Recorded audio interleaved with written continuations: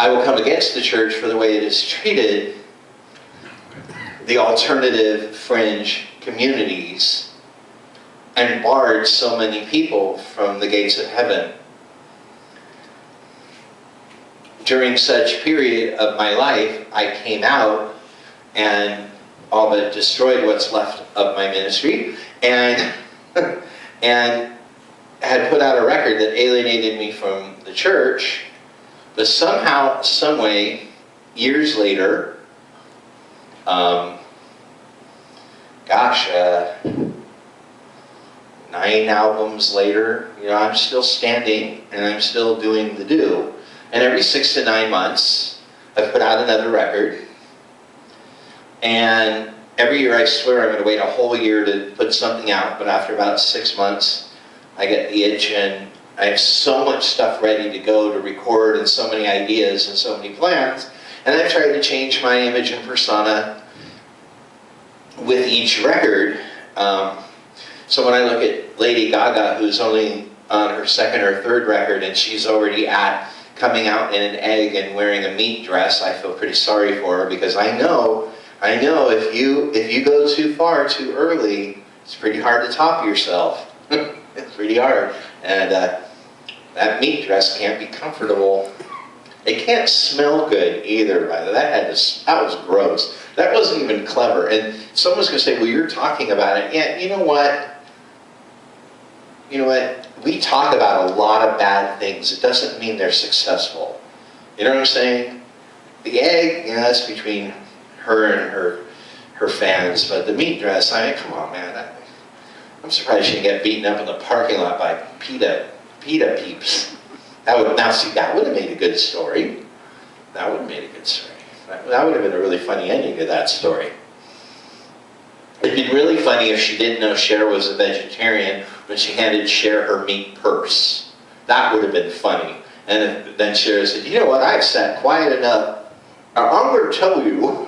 I'm going to take Lady Gaga down. Now that would have been great. That would have been great. If only we could rewrite history. So, I feel like I've done it all. I feel like I've done the kilt, I've done the tights, I've done the mini skirts, I've done the Steven Tyler shiny blouses and accessories. I've been scary, I've been funny. I was thinking about it, you know, when I sit around and go, well, what would you like to do next? I mean, I'm doing exactly what Lady Gaga's doing and what Adam Lambert is doing. I'm looking at what everyone else has done, and I'm saying, what's left that I want to copy? What's left that I want to embellish on? Or what hasn't been done that I could be doing? Well, in all fairness to this ministry, any independent artist that moves over 1 million records is successful. If you take the list of artists that I love, that I listed on MySpace initially as my influences, most of them, if one of their records went to 500,000 copies, that was considered huge for the genre, because the genre that I love and the genre I've been in has never moved billions of records because it's never had big bucks. That's just the reality. It's just never had big bucks. And no disrespect to Lady Gaga, there are a lot of talented people making music today that spin circles around what she's doing. But by virtue of the fact that they don't have money being pumped into their machine, they're not making money. I mean, the industry's been around long enough for people to have learned how to take something and make a lot of money off of it. You know what I'm saying? So there have been a lot of amazing artists throughout history that have never moved billions of records the way you think they have. Someone like Bob Dylan may never have moved as many records as Lady Gaga. Johnny Cash may never have moved as many records as Lady Gaga. I mean, you don't even think like this because these are huge names. but they have succeeded by virtue of lack of money being pumped into them, as opposed to a ton of money being pumped into them. But as an independent artist, I know what the numbers mean. I know the numbers mean that I've stood out and given out a lot of CDs. I know the numbers mean that I made my songs available for free download, and a lot of people have downloaded stuff. I also know that in the very few places where I couldn't make it for free and people pay, people still go and pay for downloads. God bless you. So I know that at some point, if God ever called me to stop doing what I was doing, I'd be like, well, I can't complain that I didn't have a good ride, even though the numbers weren't always big at shows. The truth is, the shelf life of a rock star is really only 2 or 3 years. There's some people that have survived and had long careers, and then there's a lot of people that we're hearing about now that we haven't heard about for the last 20 years. I love that Dee Snider was on Celebrity Apprentice, and it was the coolest thing I'm probably going to see on TV all year. But in all fairness, no one cared about him when he was in a band. No one cared about him when he was out of a band. No one cared about him when he tried to be a filmmaker, and he made one of the scariest movies I've ever seen that I thought was phenomenal. And he acted in it. I thought he was phenomenal. Nobody cared. And all of a sudden, you know, he's on Celebrity Apprentice, and all these other famous people on the show are like thinking he's a rock god. But those of us who like listen to Twisted Sister shamefully, of course, know they were a big joke. They were a lousy knockoff of all the other bands we had, and the only thing that made them interesting was that they were so bad they were good, and he was funny. They were never respected. But time teaches you respect, because I'm looking at him going, well, now that I've worn that stuff, boy, do I respect that guy. Boy, do I respect Dee Snider. Because back in that day, maybe I dressed up as Kiss once or twice as a teenager when I spent the night at a friend's house, and we would, you know, dress up as Kiss and dance around or something, but never gone out in public. Never took on my career looking like that. Well, now I have. Now I have. And now, what's today? June what? 5th, 2011. I am in an amazing state of limbo. I'm finishing a record of songs I'm not really performing anymore. I'm scheduled to go record a record of songs I've been performing for the last year that I'm probably not doing anymore. And I'm facing, well, now what do I do at shows? What do I do for the camera? What do I do with my life? What do I do with my ministry? Who am I? You know, it's interesting to go out in life and meet people today and have them say, so what do you do? And I sit there and go, well, I don't really know what I do just yet. I'm working on finding out what I do. Oh, you don't have a job? No, I have a job. I just don't know how I do it just yet. Well, what kind of music do you do? I don't know. First off, I've heard my entire catalog. I have no idea what I do.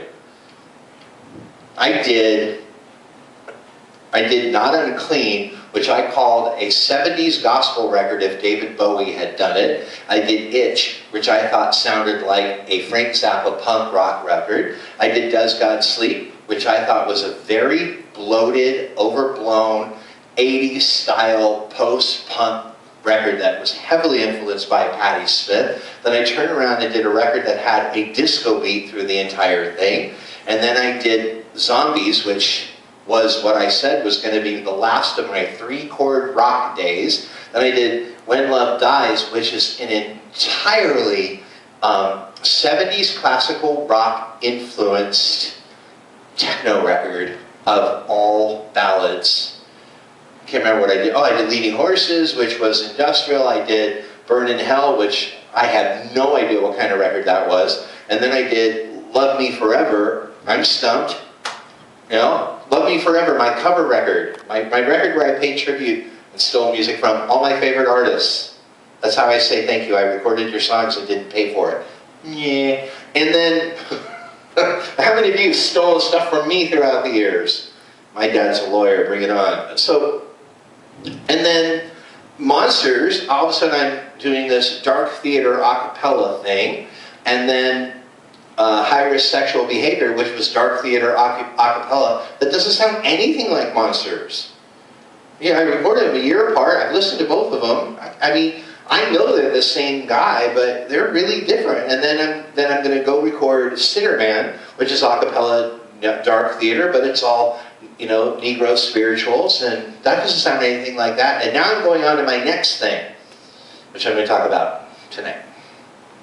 But I have no idea who I am as an artist. I'm really glad that my favorite artist was recently interviewed, and you know, they said her name is Diamanda Galas, and they asked her, you know, how would you describe your music? And she said, I'm Diamanda Galas, that's sufficient. I'm Paisley Yankolovich, it's sufficient. How else can I describe what I do? People ask me, describe what you do. I'm like, I can't. I have 12 studio records, and they're all different.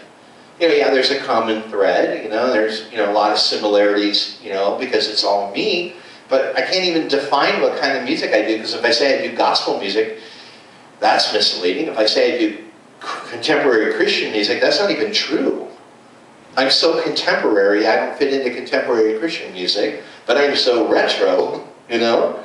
I just say I'm a Christian musical theater performance artist kind of thing. And say I just do whatever I feel like doing night after night after night, and whatever I'm supposed to do, I don't know. And then I try to explain the rest of my ministry that I pastor a small church in Phoenix. That looks weird. That looked a lot less weird when there was a building. And it's, you know, it's all very hard to define. And so in the end, I say what I say at the center of my preaching ministry, which is, I am exactly who I am in God right now, preaching the Word of God to the best of my ability, with the hopes that I inspire other people to crack open a Bible and get before the Lord and learn His voice for their life. And as I said on my second record, which by the way flopped, and people said the song was satanic, I do anything to save one more for Jesus. Anything.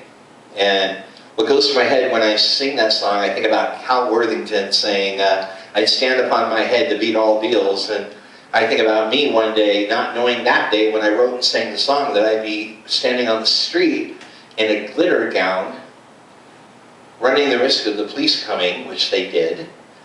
And I have no shame in saying I was scared. I was like, wow, this is the night I get beaten up by the cops. I'm serious, but it's always been about leading people to Christ. So I have two sides of my ministry. I have the artistry side of it, which I think is really essential to reaching people like me. And it's not deceptive, and I want to tell a story that backs that up, but it's not deceptive what I do. You know, I'm not pretending to be an artist to attract fringe people so I can hit them over the head with the gospel. I am singing the gospel. I have sung the gospel from the start. I have 12 records out, and only 1.5 of them aren't exactly gospel records. I mean, I've really been aggressive. And I only veered because I had all these other songs and I had to figure out a place to put them. I had to figure out what I was going to do. Because I also want to maintain my legacy. I've worked so hard, and technology allows for me to make all these records. You know, that seems very essential. But I have the artist side of my ministry, and I have the spirit side of the ministry, and I do think they're different, but I have to find a way to make them get along. So what I do is messy and clumsy and awkward and off-putting, and sometimes really effective and successful on some level. The other day I posted a video from YouTube challenging what Oprah said about her being a Christian and showing things she had said in the past about what she believed about Christ. And I posted it on my Facebook, And again, I post stuff about me on Facebook. I don't post stuff about other people. I mean, I've paid tribute to artists that have died and taken down their picture after a day. You know, I generally don't get into this stuff, but I did it. I wanted to see how it would go. I wanted to see what it would be like.